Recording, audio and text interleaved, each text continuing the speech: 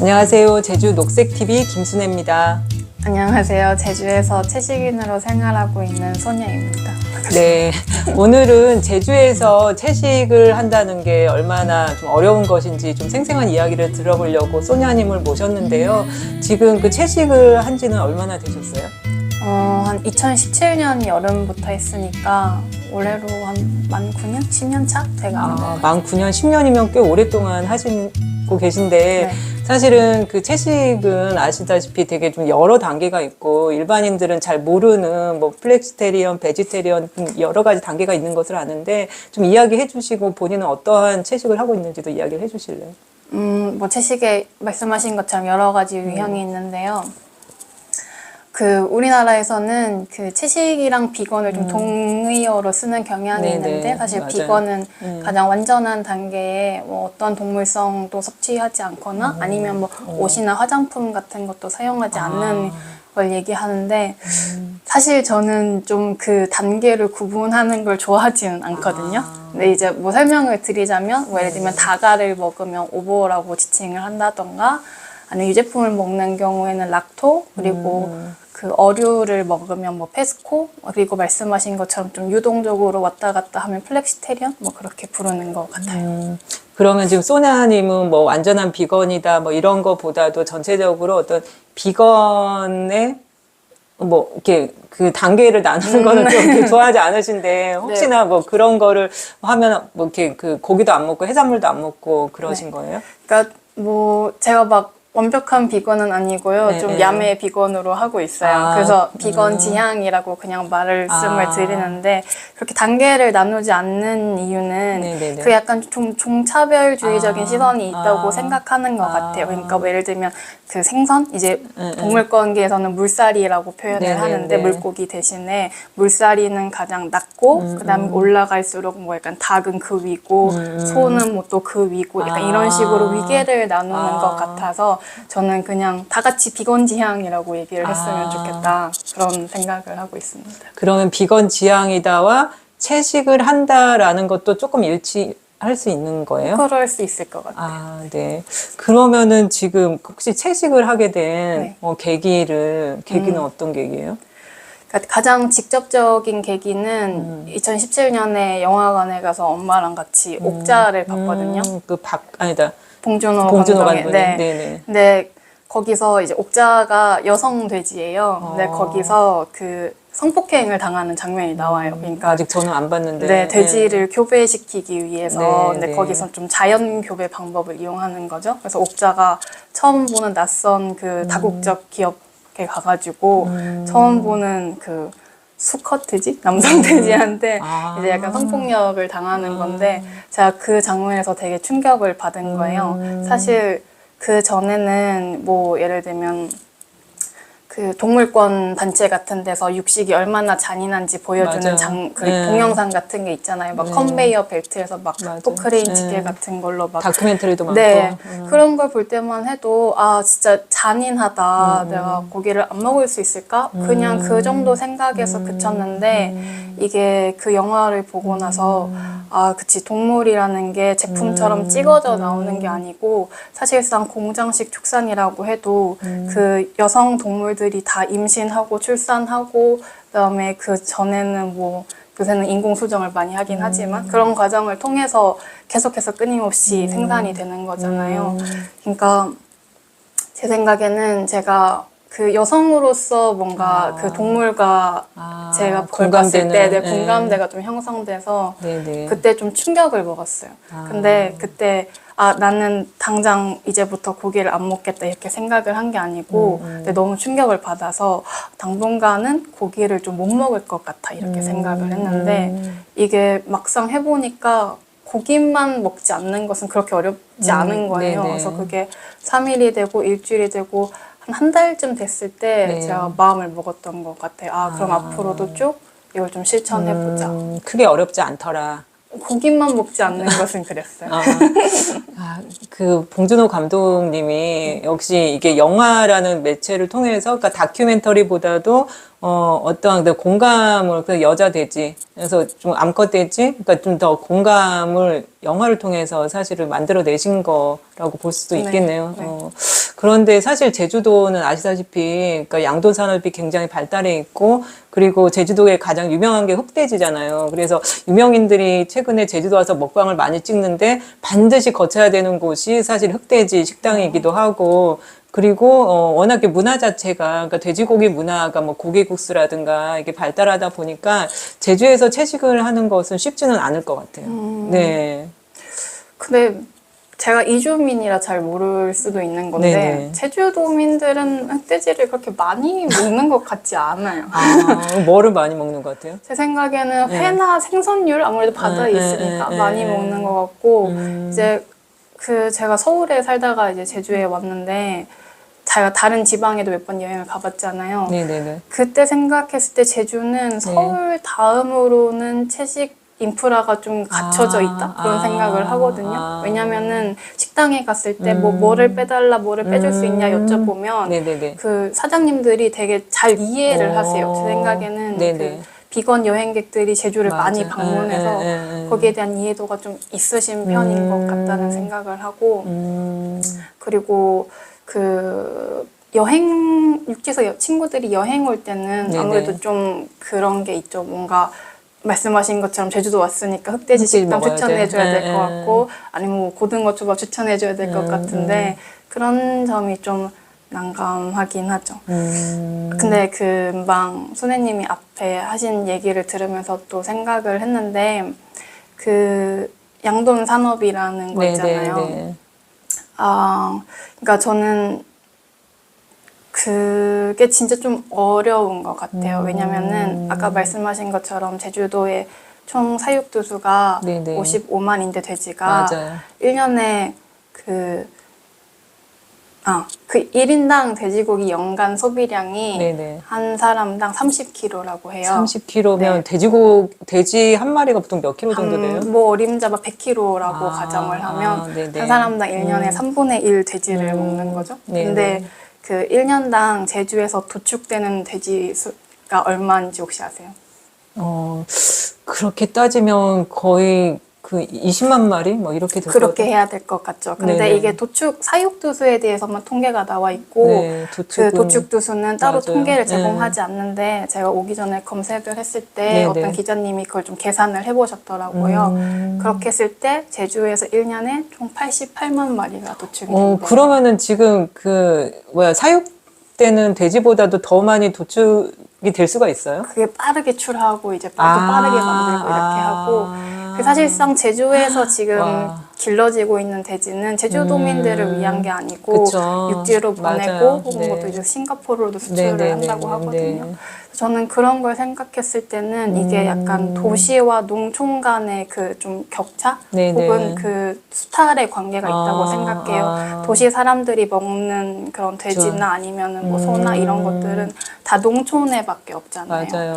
근데 또 농장 안에 들어가 보면 그게 네. 진짜 더럽고 어렵고 힘든 일이거든요. 분뇨도 있고. 그래서 또 그걸 담당하는 노동자들이 전부 거의 다 이주민.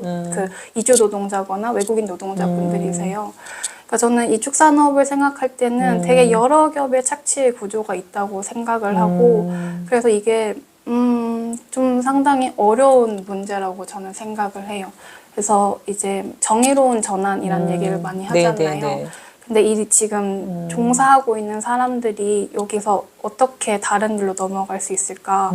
이 사람들을 좀 악마화하지 않고 우리가 좀 같이 대안을 찾아나갈 수 있는 방법이 있나? 그런 생각을 할 때 이게 진짜 쉽지 않고 내가 좀 평생을 살아가면서 풀어내야 할 숙제 같다. 이런 생각이 들어요.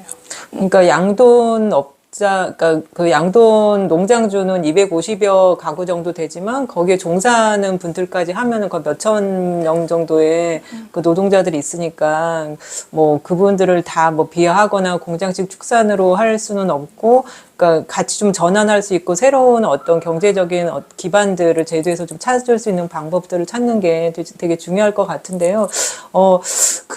그래도 지금 이 방송을 듣는 분들한테 집에서 좀 이렇게 채식을 할 때 좀 유용하게 쓸 수 있는 레시피 같은 게 있어요? 제가 채식을 하고 좋은 점 중에 하나는 좀 그 계절의 변화를 식탁에서 느낄 수 있게 됐다라는 것 같아요. 그래서 레시피를 추천해달라고 네. 요청을 받았을 네, 때 네. 뭘 할까 하다가 제일 간단한 거 생각했을 때 이제 봄철이니까 그 네. 봄나물이 되게 많이 나오잖아요. 네, 네. 저는 채식하기 전에는 사실 제 손으로 뭐 달래나 냉이 같은 걸 사본 적은 없거든요. 맞아요. 근데 이제 그 봄철에 뭐 새발나물, 달래, 네네. 냉이 이런 걸 사서 손질해가지고 그 간장, 참기름, 연두를 1대1대1의 비율로 섞어서 간을 해요. 그다음에 밥도 마찬가지로 뭐 소금, 참기름, 식초 이 정도 해서 간을 한 다음에 김밥 김을 작게 잘라서 꼬마 김밥식으로 말면 그게 진짜 간단한데 엄청 맛있어요. 엄청 맛있어요. 이게 그 유튜브 초식마녀님 레시피인데 네, 제가 집에 온 친구들에게는 네, 항상 네. 그 비건 메뉴를 해주는데 그때 가장 인기가 좋았던 것 중에 하나예요. 그러게요. 저희가 사실은 채식하시는 분들은 그런 그 채소들을 직접 구입을 해서 손질해서 먹게 되는데, 그 고기 종류 같은 거 대부분 다 손질돼서 나오잖아요. 토막돼서 나와서 이게 어떠한 형태, 원래 모양이 어떤 것이었는지, 또 어떤 과정을 통해서 도축이 됐는지를 잘 모르는 상황에서 결과물만 먹게 되니까 더 그 과정상의 것들을 건너뛰고 그러니까 결과물만 먹게 되는 것 같아요. 그래서 어떤 분이 만약에 우리 모두가 이게 도축하는 과정들을 보게 된다 그러면 그 고기를 먹는 것 자체에 대해서 더 신중하게 그리고 먹더라도 좀 더 이 생명에 대한 생각들을 하면서 먹을 것이다 이런 얘기를 제가 또 읽은 바가 있는 것 같아요. 그러면 아까 그 봄나물을 이용해서 간단한 레시피를 말씀해 주셨는데 네. 혹시 또 제주도에는 또 그 비건 지도 이렇게 보면 또 이렇게 식당들도 좀 있고 한데 네. 뭐 맛있는 식당 아니면 여기 한번 가봐라 좀 추천해 줄 만한 데는 있어요? 그래서 제가 육지에서 네네. 친구들이 올 때 자신 있게 추천하는 곳이 네. 그 탑동에 있는 아살람이거든요. 아, 아살람. 네, 저도 좀 가봤습니다. 네, 아까 얘기하신 것처럼 그 제주의 향토식 음식이 꼭 흑돼지 아니면은 뭐 해산물 이렇게만 얘기하는데 저는 아살람이야말로 제주의 그 사회 문화 정치 역사를 다 왜냐면 그게 그 예멘 난민 네네네. 때문에 오셨다가 이제 그렇게 해서 생긴 식당이잖아요. 맞아요. 그래서 저는 친구를 데리고 갈 때마다 2018년에 이런 일이 있었고 그렇게 해서 생긴 게 이 식당이다 이런 설명을 해주거든요. 네네. 그래서 그렇게 참 여러 의미도 있고 그리고 무엇보다 진짜 맛있어요. 그쵸. 그러니까 그러니까 당시에 되게 기억을 해요. 그러니까 예멘 난민들 왔을 때 제도 사회가 굉장히 좀 들끓었던 게 있는데, 그러니까 그런 뭐 다른 문제들까지 해서 채식의 문제랑 같이 좀 생각해 볼 수 있는 공간이 될 수 있을 것 같아요. 혹시 그 채식을 거의 10년 가까이 하셨잖아요. 네. 하면서 뭐 좋은 점 뭐예요? 채식을 하면서 좋은 점. 네. 어, 아까 뭐 이렇게 직접 요리를 좀 네, 하게 됐다? 뭐 이런 게 맞아요. 있고, 또 계절을 느낄 수 있다? 네, 이런 것도 있고. 네. 그게 거의 다인 것 같은데, 그러니까 저 자취를 한 지 되게 오래 지났지만은 항상 네네. 저한테 끼니는 좀 때우는 것에 가까웠는데, 네네. 그 채식을 하면서부터는 아무래도 나가서 사 먹기가 좀 제약이 많으니까 집에서 맞아요. 해 먹는 네네. 빈도가 엄청 늘었거든요. 근데 옛날에는 막 사실 밥 먹는 시간은 20분, 길게 잡아 20분인데 막 하는데 막 장보고 손질하고 요리하고 설거지하고 엄청 지난한 과정이잖아요. 맞아요. 그게 너무 힘들고 귀찮고 해서 많이 건너뛰었는데 채식을 하면서 그 스스로 돌본다는 것에 좀 기쁨을 알게 된 것 같아요. 내가 나에게 먹일 것을 이제 잘 장보고 가서 해먹고 설거지까지 하는 과정이 내가 되게 나에게 잘 해주고 있구나 이런 좀 감각을 느끼게 되더라고요. 그런 면에서도 좋고 그리고 채식을 하면 주변 분들이 저를 좀 안쓰러워할 때가 많아요. 저 도대체 뭘 먹고 다니냐, 먹을 게 없어서 어떠냐. 근데 그래서 저는 뭘 좀 사다 주고 그래요? 사다 주지도 않아요. 사다 주면서 하면 차라리 나은데 그러니까 걱정만 사다 주지도 하시는구나. 않고, 네. 쓸데없는 창피한 걱정. 네, 왜냐면 저는 제가 그 어떤 청년 가구보다 잘 먹고 잘 살고 그쵸. 있다고 생각을 하거든요. 진짜 누가 요즘 그렇게 장을 보고 자기를 위한 그러니까요. 요리를 하겠어요. 네, 그래서 좋습니다. 그러면 사실은 이렇게 동료들하고 그 식당을 가거나 회식을 가거나 이렇게 하게 되면은 그 뭐 비건 아까 그 비건이라고 하면 그래도 가장 좀 높은 단계인데 해산물이라든가 아니면 계란까지 빼버리면은 사실 먹을 게 거의 없거든요. 그러면은 사실 그 상황에서는 약간은 내가 좀 양보를 해서 그러니까 동료들하고 같이 뭐 해산물 정도는 양보할 수 있어. 뭐 이렇게도 하시나요? 아니면 그 경우에도 그냥 이렇게 그 야채와 밥하고 뭐 이렇게만 드세요? 제가 뭐 그러니까 밖에 나갔을 네네네. 때 저는 좀 되는 대로 하는 편이에요. 그러니까 저는 조금 유연하게 하시는 네, 편이에요. 제게 주어진 상황에서 가장 덜 폭력적인 길로 가자라고 하는 편인데 근데 덜 폭력적이라는 게 어떤 의미인지 좀. 덜 폭력적인 네, 거예요. 그러니까 네. 가장 가능한 어떤 생명을 죽이지 않는 내가 그런 선택할 수 있는 가짓수 중에 선택을 하는 거죠. 근데 처음에는 제가 네. 채식을 하기로 했을 때 그런 태도를 가졌어요. 뭐 저는 채식 식단을 하지만 뭐 고기 드실 분은 드세요. 뭐 저 신경 쓰지 마세요. 네네. 근데 제가 어느 순간 그게 너무 싫은 거예요. 나는 쿨한 비건이 되고 싶구나. 그러니까 다른 사람들을 존중하면서 내 의견을 강요하지 않는 네네네. 그런 사람이고 싶구나.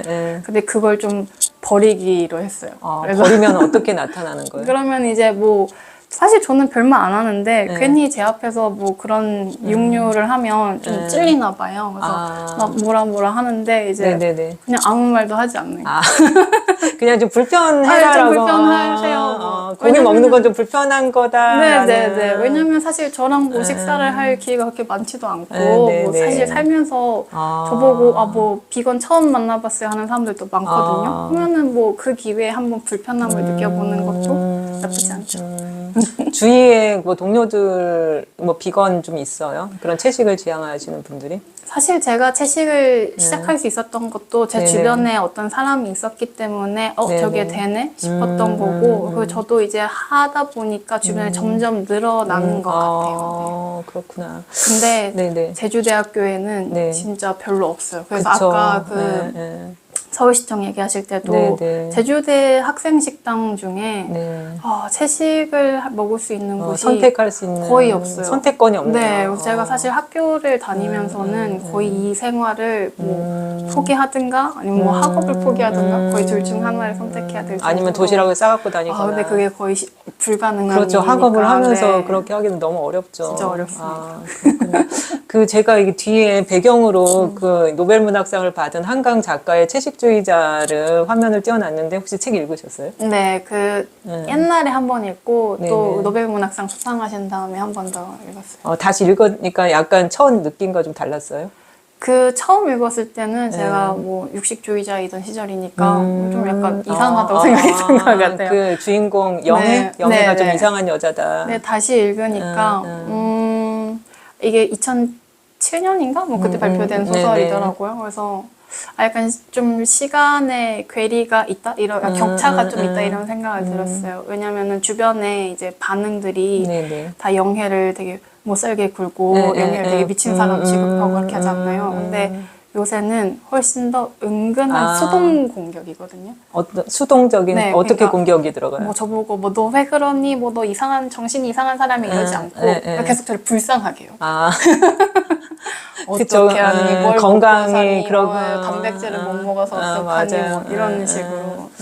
맞아요. 그러니까 직접적으로 사실은 채식주의자에서는 아버지가 막 억지로 고기 먹이려고 하고, 근데 약간 그리고 남편 같은 경우는, 그러니까 거의 무관심한 상태로 그 영해의 어떤 상태에 왜 채식을 하게 됐는지라든가 네. 이런 걸 공감하고 이해하려고 하기보다는 그 역시 이상한 사람으로 치부하면서 아예 그냥 이렇게 간격을 유지해버리는 이런 건데, 또 주위에서는 아까 말씀하셨다시피 걱정을 가정해서 괜히 불편하게 만드는, 그러니까 인정을 하지 않고 왜 그런지에 대해서 이해를 하려고 하기보다는, 그러니까 걱정과 건강과 그리고 그렇게 해서 사회생활 어떻게 하겠니? 그러니까 그런 게 사실은 좀 스트레스가 되기도 하겠죠. 그런 수동 공격이라는 거. 네, 좀 짜증이 나요. 그러니까 저는 스스로를 불쌍한 사람이라고 생각한 적이 맞아요. 없는데 네네. 저는 누구보다 행복하진 않지만 어쨌든 저는 잘 먹고 잘 살고 있는데 왜 나를 이제 단정 짓고 되게 불쌍한 사람인 것처럼 만들지? 그럴 때는 좀 짜증이 나죠. 그러면 하여튼 채식을 하시는 분들과 그러니까 어떤 분들은 그런 얘기도 하시더라고요. 본인이 예전에 채식했던 경험을 얘기하면서 그때는 본인이 되게 우쭐했었다. 자기가 윤리적으로도 그렇고 또 기후위기 대응도 그렇고 그래서 되게 우쭐한 마음이 있었는데 그런 우쭐한 마음 자체가 어떻게 생각하면은 다른 사람들에 대해서 그러니까 고기를 먹는 거에 대해서 되게 좀 뭐라 그러나 자기도 불편한 시선들을 보내고 그런데 사실은 그렇게 되면은 저는 채식하는 사람과 그러니까 하지 않는 사람들 사이에서 같이 그러니까 공감이라든가 아니면 넘어올 수 있는 것들이 점점 없어질 것 같다는 생각도 들거든요. 네. 예, 그래서 그 가급적 완전한 비건은 안 하지만 조금씩 이렇게 그 채식으로 하나하나씩 경험해 보는 것들을 권유하는 것도 되게 중요하다라고 생각을 하는데 네. 혹시 뭐 그 주변 분들한테 그런 권유들을 해본 적이 있어요? 금방 그 얘기했었잖아요. 뭔가 이렇게 윤리적 우월감? 근데 사실 저는 이제 한국에서 비건으로 생활하기가 진짜 힘든데 내가 뭐 겉으로 드러내려고 티내지 않더라도 속으로 가지고 있는 어떤 그런 윤리적인 그런 뿌듯함 없이 그것마저 없으면 내가 무슨 낙으로 하나? 그런 생각을 하긴 해요. 근데 그런 생각을 해요. 아까 말씀하신 것처럼 그 어떤 동물이 되게 좋지 않은 환경에서 길러져서 도축이 되고 가공이 되어서 식탁에 오르기까지의 과정을 우리가 지켜볼 수 있다면 사실 그 과정을 보고도 고기를 먹을 사람은 먹고 그 과정을 보고 뭔가 깨닫는 바가 있어서 안 먹을 사람은 안 먹는다고 생각을 하거든요. 저는 뭔가 그 비건인들이 좀 효율적으로 만약에 그 사람들을 좀 설득해 나가고자 한다면 후자인 것 같아요. 그러니까 사실 그런 감수성을 가지고 있는 사람들이 되게 많은데 그 과정이 너무 은폐되어 있고 잘 드러나지 않기 때문에 맞아요. 우리가 그런 사람들을 아직 찾지 맞아요. 못하는 것이지 제가 아까 그 비건을 결심하게 됐다고 했던 옥자를 보고도 제 친한 친구는 육회 먹으러 갔다고 했거든요. 네네. 그러니까 사람마다 느끼는 바가 다르고 네네. 어떤- 그렇다고 해서 그 친구랑 뭐 절교하는 건 아니 뭐 아니잖아요. 그런 건 네네. 아니죠. 그냥 그랬구나 얘기로만 받았지. 네. 네, 그러면은 혹시나 뭐 조금이라도 나는 채식을 한번 해볼까? 그러니까 하나 그 뭐 하루에 한 번이라도 아니 하루에 한 번까지는 아니지만 한 달에 한 번 그러다가 일주일에 한 번 이렇게 시작을 그 해보려고 하시는 분들한테 좀 도움이 될 만한 어떤 팁, 꿀팁. 네. 예.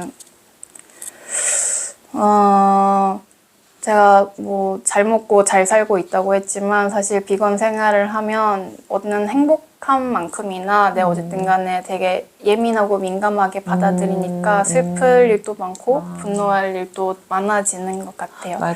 근데 이제 저는 그냥 우리가 생활에서 어떤 좀 균열을 일으키는 거라고 생각해요. 되게 육식주의가 당연한 세상에서 고기를 안 먹네? 아니면 뭐 물살이를 안 먹네? 어류를 안 먹네? 이런 사람들이 있으면 이게 당연하지 않은 건가? 아, 저렇게도 살 수 있는 건가? 하는 의문을 줄 수 있게 되잖아요. 그래서 그게 아무리 작은 뭐 한 달에 한 번, 일주일에 한 번 아니면은 뭐 나는 뭐 가죽 제품을 사지 않겠어. 뭐 이런 사소한 실천이라도 그게 주변인들에게 어떤 분명히 줄 수 있는 메시지가 있다고 생각하고 그리고 사실 힘들 때는 사회 탓을 하면 돼요. 왜냐하면 육식주의 사회에서 아무리 개인이 열심히 노력을 해봤자 네. 우리는 그 구조 안에 있기 때문에 내가 하는 뭐 실천들이 거기서 완전히 벗어나 있기가 너무 힘들거든요. 예를 들면 저가 비건을 한다고 하지만 제가 먹는 약이 다 동물 실험을 하고 있고 뭐 그런 것들이죠. 근데 완벽함을 추구할 게 아니고 그냥 내가 하고 있는 사소한 실천들에서 내가 삶으로 뭔가를 좀 하고 있다. 생활에서 사소한 부분에서 이런 부분들을 좀 의미 있게 생각하시면 좋을 것 같아요. 네, 알겠습니다. 오늘 이렇게 그 소냐님의 소중한 이야기 들어봤고요. 오늘은 이렇게 그 마무리를 하도록 하겠습니다. 우리의 다정한 시선이 녹색 제주를 만듭니다.